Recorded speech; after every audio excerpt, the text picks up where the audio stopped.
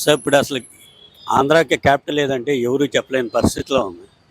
4.5 సంవత్సరం 5 సంవత్సరాలు అయినా కూడా ఆ క్లారిటీ లేకపోతే మన స్టేట్ ఎలా డెవలప్ అవుతుంది సార్? అందుకని ఫస్ట్ క్యాపిటల్ ఏదో చెప్పుకోలేని పరిస్థితిలో ఉన్నప్పుడు అదే సీఎం కంటిన్యూ అవడం వల్ల ప్రయోజనం ఏందో అర్థం కావడం. అప్పులు అంటారా, అప్పులు కుప్పలు కుప్పలుగా తయారవుతుంది. ఒక డెవలప్మెంట్ లేదు, ఒక జాబ్ ఆపర్చునిటీస్ లేవు, ఒక ఇండస్ట్రీ లేదు. ఏ విధంగా డెవలప్ అయిందని ఆంధ్ర ఇప్పుడు దాకా? ఎంతసేపు ఉచిత పథకాలు ఇస్తే ఆ స్టేట్ డెవలప్ అవ్వదండి. కష్టపడడం, పని చేయడం నేర్పియాలా, వాళ్ళకై వాళ్ళు బతికే విధంగా ట్రైన్ చేయాలా. అంతేగాని ప్రతిదీ ఫ్రీ ఫ్రీ ఫ్రీ అంటే ఏదో పొలిటికల్గా మనం గెలవాలని ఉచిత పథకాలను చూసి ఓటు వేస్తే చివరికి మన సొంత రాష్ట్రమే దిగజారిపోతుంది. అప్పులు అవుతాయి.